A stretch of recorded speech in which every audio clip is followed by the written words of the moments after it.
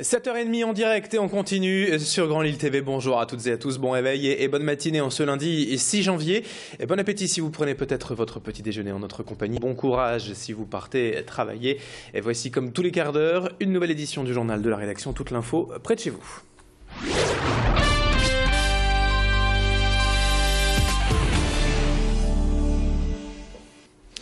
Et tout d'abord, en ce lundi matin, synonyme de rentrée scolaire pour les plus jeunes et donc de retour au travail pour d'autres. Les fêtes sont terminées pour tout le monde et sur Grand Lille TV, on ne perd pas de temps en vous donnant tout de suite les bons conseils pour éliminer les éventuels excès de ces derniers jours. Reprendre le sport et suivre les cours d'un coach, voilà peut-être une bonne idée pour retrouver la forme après les fêtes de fin d'année. De nombreux clubs de sport de l'agglomération mettent d'ailleurs en place des programmes spécifiques post-réveillon. Même les grands débutants et les non-sportifs sont les bienvenus sous le regard avisé de l'entraîneur qui est là pour guider, donner tous les bons conseils pour facilement se remettre en forme. Macha Grenessen a suivi l'une de ces séances. Écoutez les explications du coach. Pour un exercice de fessier, il suffit de se mettre sur le dos, de mettre les pieds au sol, les bras le long du corps, la tête posée. Et après, il suffit de monter le bassin vers le plafond, de bien serrer les abdos, arriver en haut, et de redescendre les fesses vers le sol sans toucher le sol. Et ça, c'est pour un travail de fessier et d'arrière de cuisse. Donc on pose bien la tête, on est en haut, on redescend, on monte, on redescend, on souffle sur la montée et on inspire sur la descente. Ça, c'est un bon exercice pour le grand fessier et les muscles qui se situent dans l'arrière des cuisses.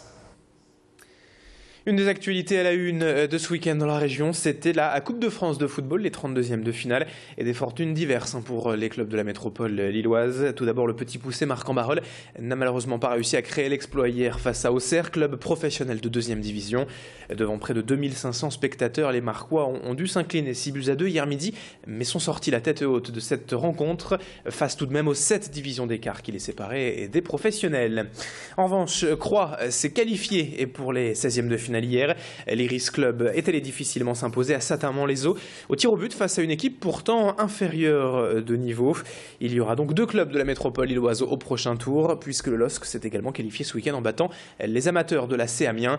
Croix et Lille attendent donc désormais le tirage au sort des 16e de finale qui aura lieu ce soir. Toutes les précisions, bien sûr, le détail de ces 16e demain sur Grand Lille TV, demain matin.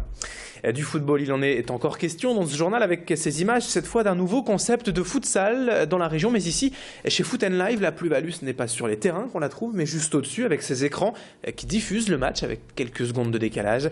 L'idée, tout simplement, c'est donc de permettre aux joueurs de revivre instantanément, ou presque, l'action qu'ils viennent de réaliser, un beau but, un bel arrêt de gardien, pour faire des participants de vrais stars d'un instant. Les joueurs peuvent ensuite récupérer la vidéo du match via une application dédiée sur Internet ou même des clés USB personnalisées. Présentation du concept, de son intérêt, avec l'un des gérants de cette société, au micro d'Adélaïde Bollard. La vidéo est pour moi l'avenir. C'est vrai que c'est quelque chose qui rapproche forcément les gens. Pour une activité sportive, il était vraiment essentiel de pouvoir mettre les gens en tant que star du moment, et la vidéo était le meilleur élément pour promouvoir ce concept. Alors l'intérêt de la vidéo, oui, il y a aussi le côté pour se voir et se revoir, mais aussi pour éviter tout litige entre collègues ou entre amis. Là, l'intérêt, c'est qu'on peut revoir et justifier justement s'il y a faute ou non. 7h33 sur Grand Lille TV en direct, on enchaîne avec le portrait du jour et dans cette édition, présentation de ce jeune magicien lillois de 23 ans. Il s'appelle Fares, Adélaïde Bollard l'a rencontré, jeune autodidacte de la magie qui pratique surtout le close-up, la magie de près avec de simples objets, souvent des cartes et donc très proche du public. Lui pratique la street magie dans les rues de Lille donc, et sur la Grand Place, bon, dès que le beau temps revient. Et cet hiver, il sera donc aussi bientôt sur scène le 17 janvier à la Baraque Azem ou le 30 au Spotlight. Et pour ces spectacles, il a bien sûr adapté ses tours, car jouer devant 5 personnes dans la rue ou 300 personnes sur scène, cela n'a rien à voir. Mais Fares veut avant tout rester proche du public, et pour que tout le monde ait l'impression de participer, il s'est adapté. Et je vous propose de l'écouter au micro d'Adélaïde Bollard. Tu ne peux pas te permettre de faire juste un tour de cartes à 300 personnes dans une salle, ce qui est impossible. Donc tu trouves d'autres tours, d'autres mises en scène. La mise en scène est très importante. Mais le but pour moi, c'est vraiment dans un spectacle, c'est à l'image de ce que je fais, que ce soit dans la rue ou ailleurs, c'est d'être très proche du public. C'est-à-dire que pour moi, si tu viens voir un spectacle de magie, tu n'es pas spectateur seulement, tu es un acteur. C'est-à-dire que moi, quand j'allais voir des spectacles de magie plus jeune, enfant et même maintenant, j'ai pas envie d'être assis dans mon fauteuil et regarder le spectacle. J'ai envie de participer parce qu'à chaque fois on se dit putain, si j'avais été là, moi ça ne serait pas passé comme ça. Enfin, ces images d'une exposition exceptionnelle pour finir à voir à la Maison de la photographie de l'île Fives jusqu'au 25 janvier. Le photographe Helmut Newton et sa femme Alice Springs sont à l'honneur pour une rétrospective de leur travail respectif.